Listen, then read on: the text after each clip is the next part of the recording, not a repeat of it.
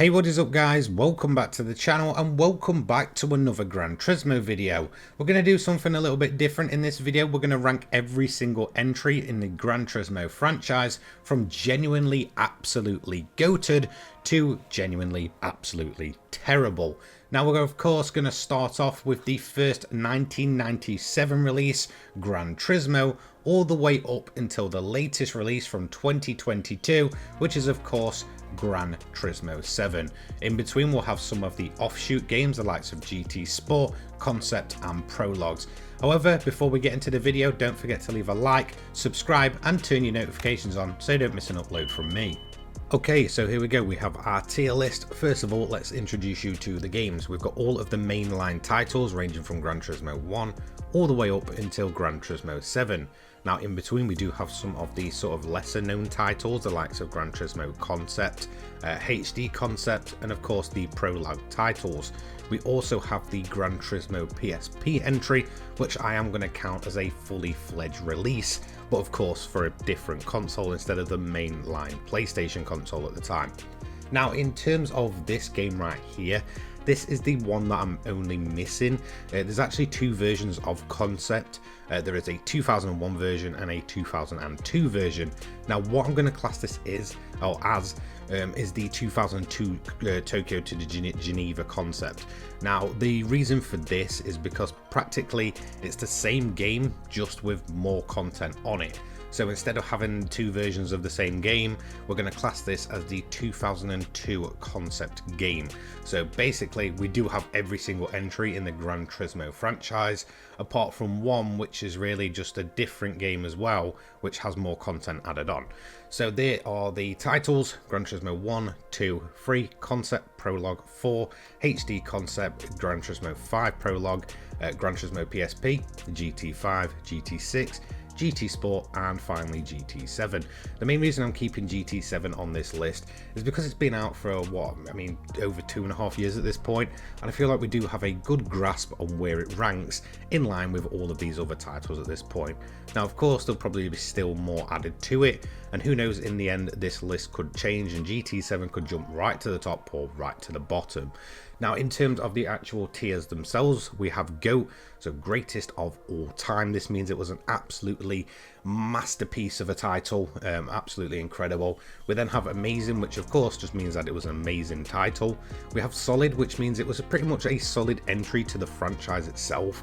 We've got to kind of remember that the, actual way that the Gran Turismo games work and feel and look, they're all pretty much made to a perfect standard. So again, this just means it was a good entry in the franchise itself. Then we have Not Bad, which means it wasn't a bad title, it's probably just a weak Gran Turismo entry. And then we have Actually Bad. Now I'm going to be totally honest here, I don't necessarily think anything is going to get ranked as actually bad in this tier list. So let's get started with the first entry in the franchise. We have Gran Turismo, the original 1997 release. Of course that was kind of released in Japan, and I believe it came, stateside and to Europe a little bit after that. Okay, so let's start off where it all began, Gran Turismo. So Gran Turismo 1 released in 1997. Of course it did come stateside and then to Europe a little bit after. This is the original one that started it all, which all kind of gives it a pretty good vibe in terms of where it should rank on the list. And honestly, I will have to say, after doing 100% playthrough on my channel at present, that in terms of content and what came after, this is pretty lightweight in terms of a Gran Turismo title, but it's still impressive that it was running on a PlayStation 1. However, if we think with the title that came straight after this one, only a couple of years later, it really isn't the best title in the series, but I have to appreciate it for getting it started.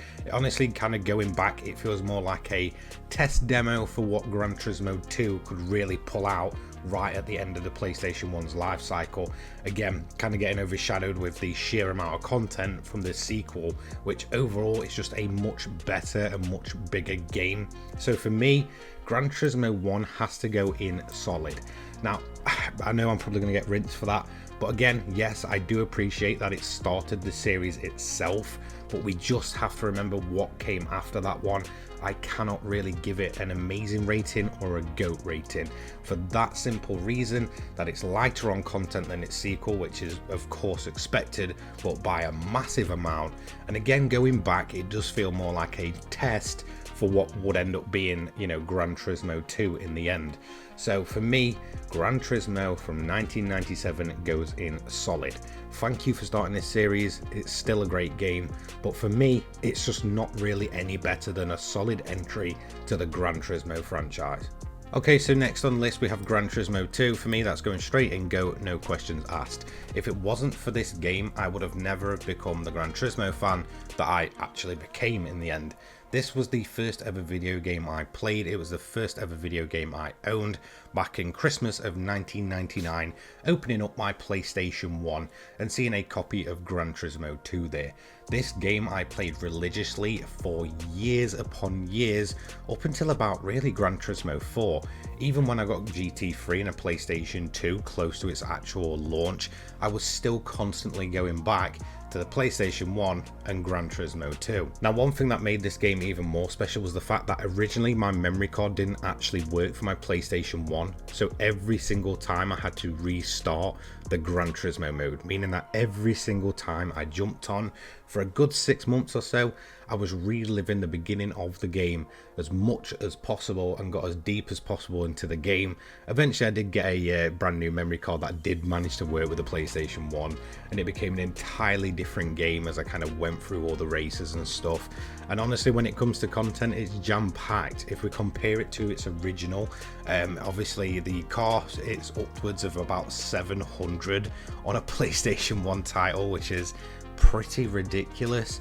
Of course, it just kind of shows the popularity of the original Gran Turismo title to allow them to get more manufacturers, more car licenses, and just cram them in. It was absolutely ridiculous. We have the track selection. You have everything from like Tahiti Road all the way upwards of Pikes Peak.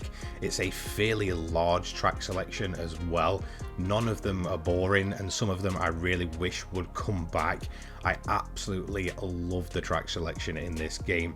You also have the likes of rally cars as well, which is just incredible, just the sheer amount of them as well, and the amount of dirt tracks. It's just a much better and bigger game in every single way, and even to today's standard, for what that game did, not only visually, content wise, and you know, everything that was in this title, it's incredible that this was running on a PlayStation 1.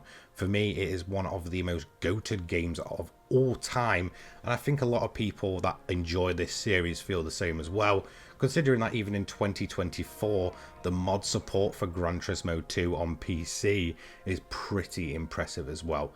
So Gran Turismo 2, absolute GOAT. Okay, next on the list we have Gran Turismo 3. I'm going to have to put it in solid. I guess I kind of want to put it in not bad. No, solid. Okay, so this is probably where I'm going to get absolutely crucified for this one. Yes, I think Gran Turismo 3 from a technical perspective was absolutely incredible. This was the game and the title that made me want to get a PlayStation 2, and of course it was a pretty much day one launch for the console, very early into its actual life cycle, should I say. I think 2001, something like that, and the graphics were genuinely insane. The car models were incredible. The way that the replay camera worked on this game was amazing. It was absolutely insane how it looked. The likes of, you know, the haze from the heat on track just being there on show. Genuinely, the step up in graphics was beautiful. And even today, Gran Turismo 3 is a genuinely good looking racing game. However, when we look at the sheer amount of content from GT2 to GT3, of course it just kind of makes Gran Turismo 3 feel like a tech demo, and there is no really denying that. Again, I get it was an early release for the PlayStation 2. The car roster was down into the very low 100s, I believe. I think at most, I'm sure it was about 120. It might even be lower than that. And again, of course, the title, or the mainline title that came after that, just kind of pushed those limits even further. So in terms of, I guess, a Gran Turismo game. It's probably one of the weaker entries in the entire franchise. I know a lot of people really love this game, but in terms of, I guess the love I have for this game, it's not there as much as some of the other games. For me, it was a technical masterpiece, but definitely feels a bit tech demo-y in terms of the way that it was actually launched. Okay, so time for one of the spin-off games. This is the Tokyo to Geneva concept. We're going to go for the 2002 version. I'm going to have to put it in not bad. So again, this was basically an entire spin-off from the mainline Gran Turismo games. I believe it was the first proper one to do this. Of course, we do have the 2001 version and the 2002 version, which is basically the 2001 with extra content added on. So we're going to do that as the complete package. So in terms of the 2002 version, I genuinely really like this game, but again, it does feel like a bit of a tech demo-y kind of game. It's a lot of time trials. It was the introduction, I believe, of the Gran Turismo safety car, which was a massive pain. If you kind of remember those time trials where you had to kind of follow it around and such. I believe it was the R34 GTR Skyline safety car. And in terms of the game itself, it did have a pretty big lack of content. Of course, just like the title kind of gives away, it was mainly focusing on concept cars. So again, with kind of what we're seeing with the sort of, Vision Gran Turismo cars in today's world, this was really the predecessor to that.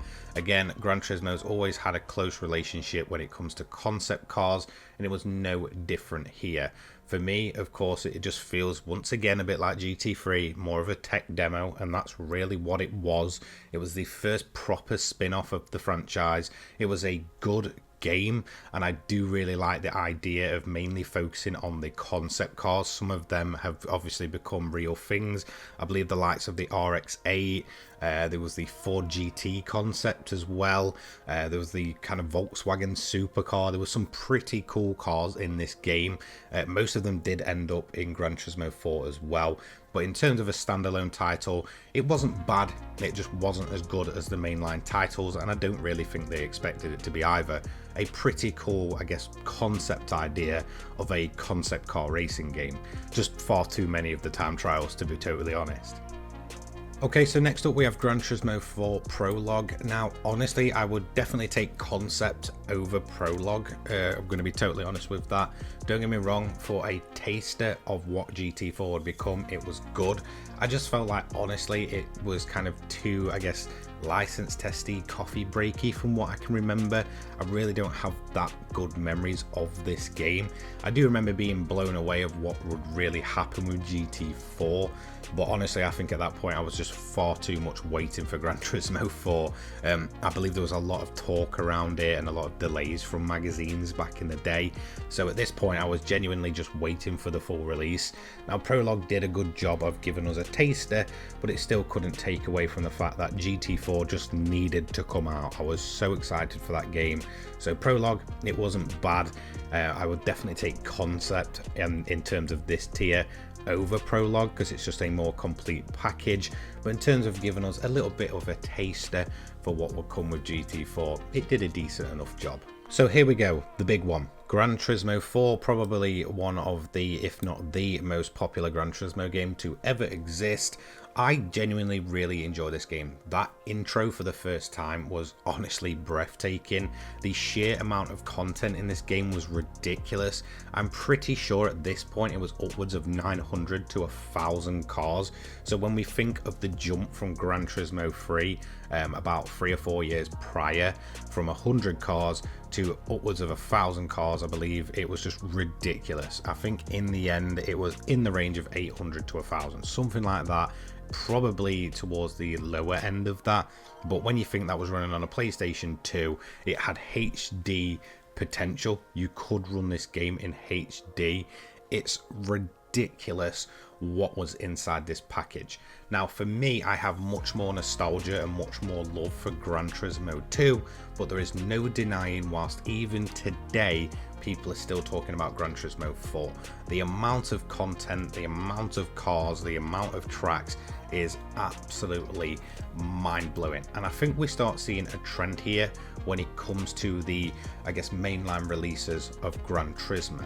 As you can see, they sort of start off with a tech demo-y kind of release upon, you know, the first iteration on a console, so Gran Turismo 1, and then they go into a massive release right at the end of a console's life cycle. Towards that, of course, like we're seeing with Gran Turismo 2, and then obviously now GT4. So again, Gran Turismo 4 packed with content, still to this day one of the best racing games to ever exist, and I think a lot of people kind of show that through, once again, the amount that it's still modded to this day. If you look at Gran Turismo 2 and Gran Turismo 4 on emulators, with the sheer amount of mods that you can put into these games, it's ridiculous. Even today, there are people in the GT community that continue to support these two titles, and I think that speaks volumes, considering these are upwards of nearly 30 years old and nearly 20 years old. So it's ridiculous just how popular these are. So for me, Gran Turismo 4, absolutely a GOAT title. Okay, so let's move on next. We have Gran Turismo HD Concept. Again, it was just a proof of concept. It was a free-to-play demo. Now, again, this was kind of like the first game I really played, or first thing I really played on my PlayStation 3. Kind of in terms of its release date, I think it was late 2006 for Japan and North America, and then I think in terms of PAL in Europe, we didn't actually receive it until sort of early 2007. I know that was kind of around the time I got my PlayStation 3, so I'm thinking maybe February, March time we actually got it, and that was a free-to-play demo. And in terms of the content, there was one single track which saw the introduction of Eigen Orsvond. Of course, the sort of mountain passy track, very good for its views and I guess look and style.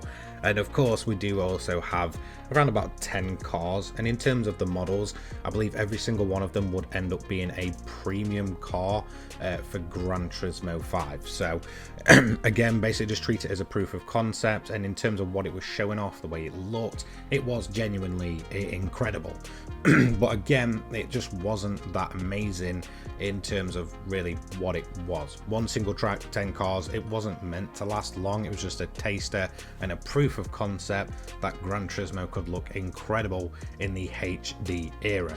Now, don't get me wrong, it was decent for what it is, and it was free, so we can't complain.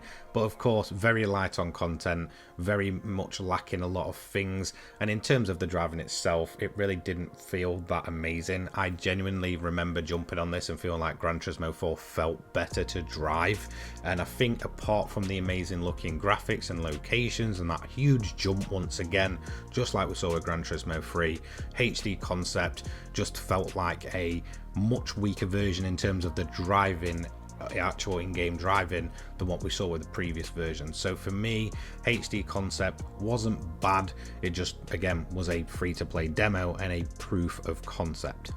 Okay, Gran Turismo 5 territory. I genuinely think that Prologue probably sits about there in solid. Now, when it comes to a jump in terms of what we saw with GT4 Prologue to GT5 Prologue, I have much better memories of Gran Turismo 5 Prologue. Of course, again, it's just a snippet of what would end up being a behemoth of a Gran Turismo title.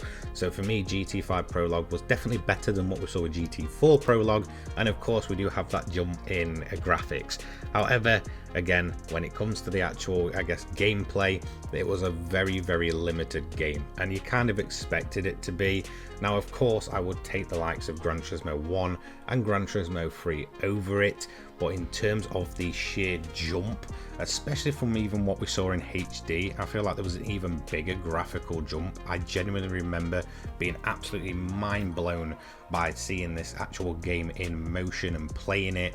At the time, it really did hype up Gran Turismo 5 a massive amount. I feel like, especially in terms of the Prologue games again, GT5 Prologue was massively popular. There was a lot of people talking about it at the time, and I feel like this is really where we properly saw Gran Turismo really take the PlayStation 3 to its potential and show off just how incredible and powerful that console really was. So for me, GT5 Prologue is a solid addition. It's much better than what we saw with GT4 Prologue, but of course it does sit in the solid rating but for me GT1 and GT3 are still the better games. I'm just kind of ranking it around the time that it released and the kind of hype it built up for what was, I guess at the time, even bigger hype for its main proper release of Gran Turismo 5. Okay, here's an absolute hidden gem. This was the only Gran Turismo game not to be released on a mainline console. I'm gonna have to put it in amazing. I genuinely really liked this game. I remember the first time that I played it, I wasn't really that bothered by it. It's basically just a collectathon for many Gran Turismo cars. I think there was a ridiculous amount in this game as well. However, what I did appreciate or learned to appreciate as time went on was just how incredible it was that they managed to cram in all that content and basically a full Gran Turismo experience on the PlayStation Portable. It's ridiculous, and honestly even today this game still holds up as a very fun and enjoyable different type of Gran Turismo game. I really like collecting cars, especially even in Gran Turismo 7 today, and I feel like a lot of that is just down to the likes of Gran Turismo, you know, on the PlayStation Portable.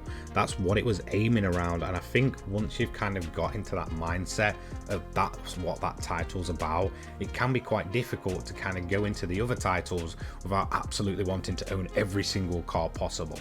So Gran Turismo on the PlayStation Portable was absolutely insane. It's a huge game for that, you know, handheld console, so I really do appreciate it for that. And I feel like over time I've become, you know, I kind of come around to appreciating it much more than I did at launch, which of course was just around the corner from the big one, which was Gran Turismo 5. And I think once that launch, it kind of killed off the, you know, the PSP version. But after going back to it over the last few years, I genuinely do really enjoy this game. So for me, GT on the PSP is an amazing title. Okay, so next up on the list we have Gran Turismo 5. I'm very tempted to put this in Go, maybe? Do you know what? I think for me, yes. I really enjoyed Gran Turismo 5. Don't get me wrong, it did have some glaring issues. Of course, the main one being the whole premium standard thing, and again that was carried over to Gran Turismo 6, and it was absolutely frustrating, I guess, in the sense that a lot of the car models in GT5, yes, there was a lot of them, there was 1,000, I believe, something ridiculous like that. 800 of them were just poured over from Gran Turismo 4 directly, with only 200 of them actually getting the premium treatment, which mean they looked as good as they could. So 800, I guess, of the cars were kind of PlayStation 2 ports and a PS3 game that came 5 years after Gran Turismo 4. In terms of a mainline title though, it was absolutely jam-packed with content. This was the first real racing game where I properly went online on the PlayStation 3. A lot of the time if I went online racing before that, it was PGR4 on the Xbox 360. But in terms of getting into rooms and just messing around, drifting, you know, kind of doing car meets and stuff, GT5 was pretty damn good at that. Now in terms of the actual content, like I said though, A spec, B spec, there was a ton of content. I probably easily sunk 500 to 1,000 hours in this game alone. I really enjoyed it, and I do feel like in terms of taking the servers offline, they went offline pretty quick. So we got the GT6 in 2013, I think, and by 2014, I believe it was, right at the start, GT5 was kind of just taken offline. It was a massive shame because I had a ton of fun with this title. Now, honestly, I guess originally I was going to put it in amazing, but the more I think about it and the more I think about the hours I put in, the sheer amount of content, endurance races, all that stuff, Gran Turismo 5 for me is a goated title. Don't get me wrong, it's not the best of the three. It probably is the, I guess, weakest of the three titles that are currently in GOAT. But in terms of what it did and just the sheer amount of things on offer, I genuinely really enjoyed this game. Of course, we did have post-launch support as well, so we did see some DLCs. I believe most of them were like touring car versions of existing cars. We did see some new tracks as well. I think it was the introduction of Spa to the franchise in a DLC pack, which is pretty cool. So it did get post-launch support, all paid for content, which I guess is kind of a shame.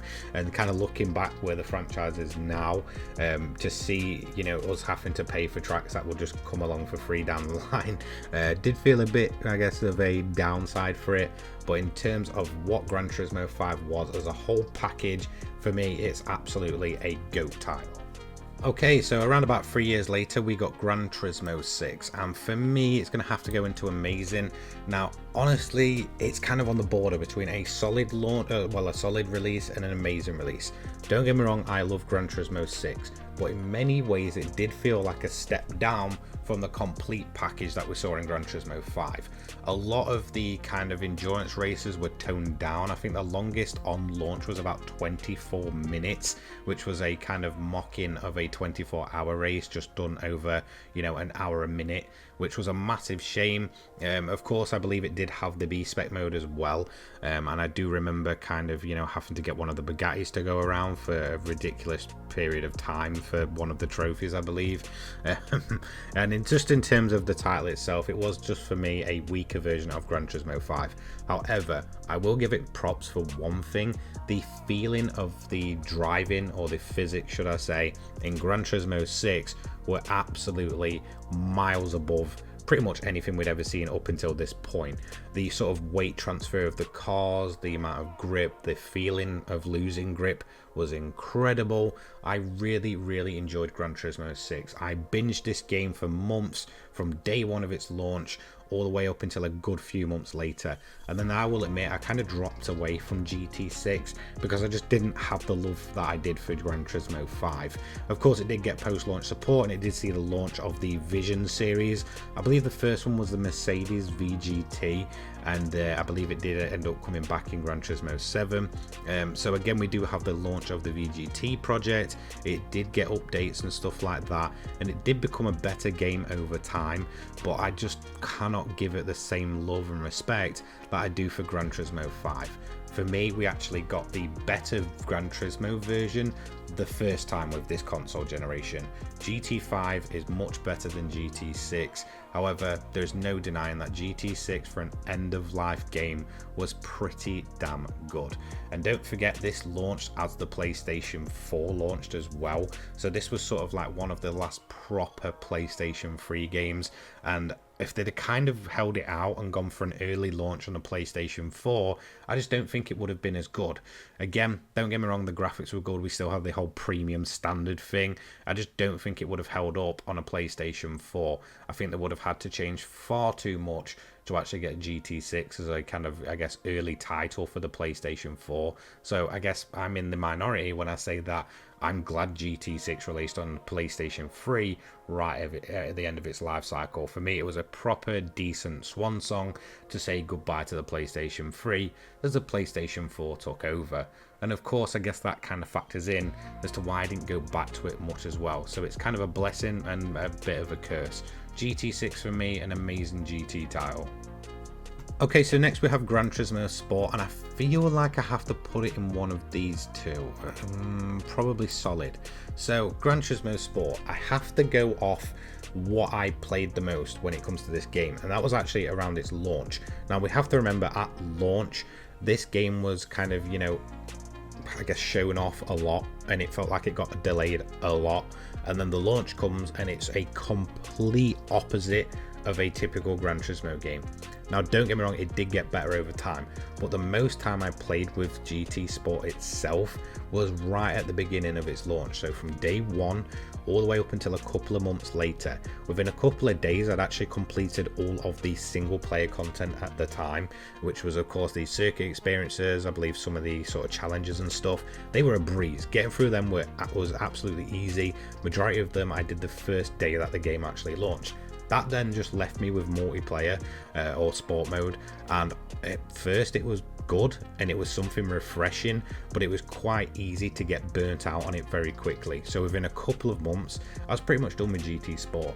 Then again, we did get the single player update, which at first I was just so burnt out on the actual game itself that I didn't necessarily give it the time of day that I really should have done. So when I did properly come back to the game in 2019 for a good month or so, I did really enjoy it. Pretty much everything single player wise was fully implemented. We had a bunch more tracks, so I did get much more enjoyment out of the game a couple of years after its initial launch. So definitely became better over time. But in terms of that initial launch and when I played it the most, it really wasn't that good of a Gran Turismo game. It was the complete opposite what it was, and I feel like it definitely did get that big jump in improvement and quality as the game went on. Now, one thing I am appreciative of is that there was none of this standard to premium car model. Everything was kind of built from scratch, and all of the car models, even the ones that have been carried over to GT7, do look fantastic. So I do appreciate that they did all of these cars from scratch, and it probably is a reason why the GT7 car roster was bigger on launch than a lot of the other typical console games. So in terms of GT Sport, the final time I played it was right into the run-up of Gran Turismo 7. At that point, I did manage to get burnt out very quickly once again. I'd pretty much gone through the entirety of the single player in 2019. Again, it kind of just left me with the multiplayer, and I feel like sport mode at the time was enjoyable, but it kind of lost that freshness. I feel like a lot of people at that point were getting pretty burnt out with the samey thing. You know, we'd gone from daily races where on launch the game actually gave you daily races every day, and to this kind of weekly format system. And I think after almost nearly 5 years at that point of that kind of weekly new races, I was kind of massively burnt out, and people that played it every day was probably the same. So for me, Gran Turismo Sport was a solid title, and it did get some things very, very right, but for me, it's just nothing kind of in comparison to the likes of 2, 4, 5, PSP and 6. So it was a solid title. And then finally we have Gran Turismo 7. Now, I'm not really sure where to put this game. For me, it kind of has to go in amazing, I think.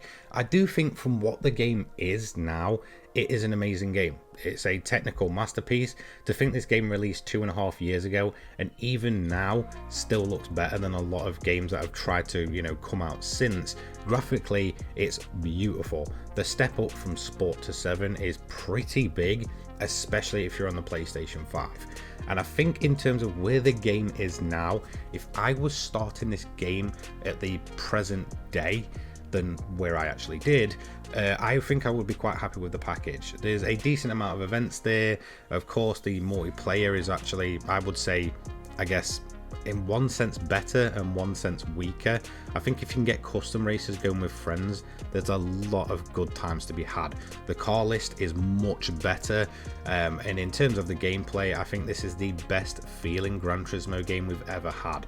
For me, that was always Gran Turismo 6 until GT7 came out. After a few physics updates, this game felt absolutely insane. There is just an incredible feeling whether you're driving it on wheel or using the haptic feedback on a controller. That just makes Gran Turismo 7 not only the best driving game in the entire series in terms of its on-track action.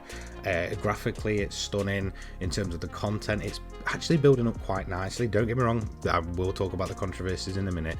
But in terms of a more complete package from where it was day one, it has exceeded the likes of Gran Turismo 3, Gran Turismo 1, which were pretty bare bones tech demos, and of course Gran Turismo Sport. I can't really compare it to the Prologue games because of course it's obvious that it would be better. Now again, I honestly cannot talk about this game without talking about the controversies. If we talk day one, again, there was a lot of things that went wrong there. Of course, we're talking about the credit system, microtransactions. A lot of that's calmed down over time. I can't really take away the fact that a lot of the car prices are pretty ridiculous to the earnings, and I do feel like Polyphony could actually take this game into goated territory if they listen to their fans. If we think about everything I spoke about when it comes to Gran Turismo 2, 4 and 5, implementing that to Gran Turismo 7 would instantly just push it up into this category here. No questions asked. In terms of the gameplay itself, this is honestly the best Gran Turismo title of the bunch. It's mainly let down by the developers not turning around and doing what made the likes of GT2, 4 and 5 so good in terms of the franchise. So for me, Gran Turismo 7 is an amazing game, and of course this is where I kind of got my start in content creation, so it does hold a special place in my heart. Again, on launch it did feel like a massive tech demo, and I do think it's improved over time, and we are seeing I guess a slow but gradual improvement. And I do feel like if I jumped on day one, I'd be much happier with the package, but I definitely think there is still a lot of things to be ironed out before I can consider this into this category. So for me, Gran Turismo 7 is an amazing game. I met some incredible people through it. Custom races and kind of building up your own grids and stuff are genuinely really fun. I just think a lot of what holds this back is actually down to the kind of track selection. There's a lot of them, don't get me wrong, but the post-launch track selection has been incredibly slow and very, very weird from what players are wanting. And I also think that honestly, the credit system in this game is the weakest of the bunch. Apart from that though, it's an amazing Gran Turismo title.